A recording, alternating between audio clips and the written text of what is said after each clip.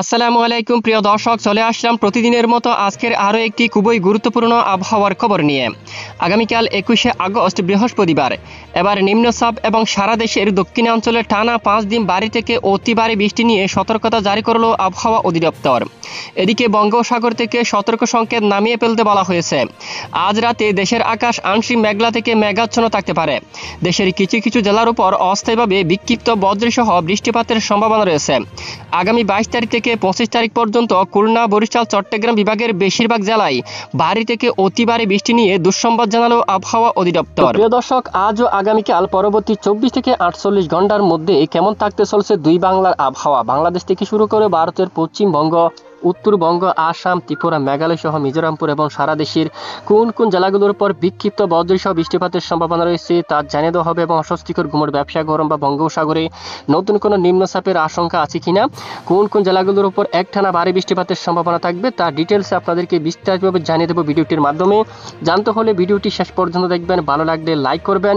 সবার আগে গুরুত্বপূর্ণ আবহাওয়ার খবর পেতে চ্যানেলটি সাবস্ক্রাইব করে পাশের বেল বাটনে ক্লিক করে রাখবেন। তো ভিডিওটি আপনি কোন জেলা থেকে লাইভ দেখছেন অবশ্যই কমেন্ট করে জানিয়ে দিবেন।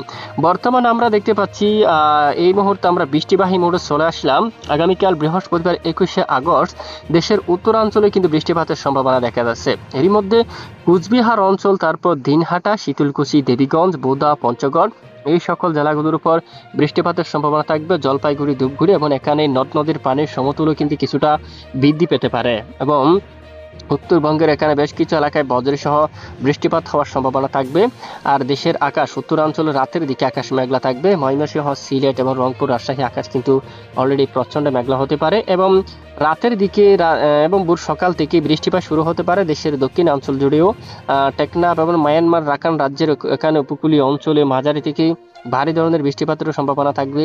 আর ওখানে মহেশখালী, বদরখালীর দিকে চরপাড়ি, তারপর চট্টগ্রাম, হাটহাজারী, এখানে রাঙ্গামাটি উপকূলীয় সকল জেলায় কিন্তু মাঝারি থেকে একেবারে ভারী ধরনের বৃষ্টিপাত হওয়ার সম্ভাবনা থাকবে।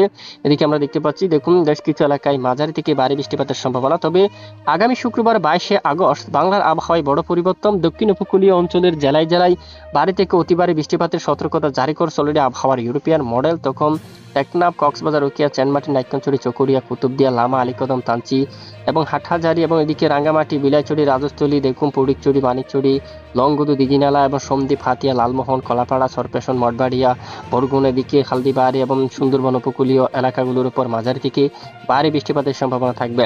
আপাতত আগামী 3 থেকে 4 দিন টানা বৃষ্টিপাতের সতর্কতা জারি করা হয়েছে দেশের দক্ষিণ উপকূলীয় অঞ্চল জুড়ে। বর্তমান বঙ্গোপসাগর উত্তাল রয়েছে কিছুটা, তবে আবহাওয়া অধিদপ্তর থেকে সতর্ক সংকেত কিন্তু নামিয়ে ফেলতে বলা হয়েছে। তবে সমুদ্র কিন্তু অলরেডি উত্তাল রয়েছে এখনো পর্যন্ত এবং দমকা বাতাস কিন্তু বইতে পারে ঘন্টায় 40 কিলোমিটার পর্যন্ত। এবং আগামী কয়েকদিনও দেশের দক্ষিণ উপকূলীয় অঞ্চল সহ সাগর উত্তাল থাকবে এবং উপকূলীয় অঞ্চলে ঘন্টায় 40 থেকে 50 কিলোমিটার পর্যন্ত ঝড়া হাওয়া, দমকা বাতাস কিন্তু বয়ে যাওয়ার সম্ভাবনা থাকবে। তো আবহাওয়ার নতুন পরিবর্তন আসলে জানাবো। এছাড়া ইতিমধ্যে আমরা দেখতে পাচ্ছি আগামী কয়েকদিনে নিম্নচাপ তৈরি হওয়ার আশঙ্কা আছে কিনা দেখুন। আগামী 10 দিনের মধ্যে নতুন নিম্নচাপ তৈরি হওয়ার কোনো আভাস নেই। তবে বর্তমান আগামী 3 থেকে 4 দিন সমুদ্র কিন্তু কিছুটা উত্তাল থাকতে পারে। একটি লঘুচাপ অবস্থান করছিল গত পরশু থেকে, সেটি কিন্তু অনেকটাই দুর্বল হয়ে এই মুহূর্তে স্বাভাবিক অবস্থায় কিন্তু ফিরে আসতেছে। তবে এখানে উপকূলীয় অঞ্চলে কিছুটা ঝড়ো হাওয়া থাকতে পারে, তবে তেমন ভয়াবহ পরিস্থিতি তৈরি হওয়ার সম্ভাবনা কিন্তু নেই। নতুন কোনো পরিবর্তন আসলে অবশ্যই আমরা আপনাদেরকে জানাবো, সঙ্গে থাকবেন। তো এতক্ষণ আমাদের সাথে থাকার জন্য ধন্যবাদ।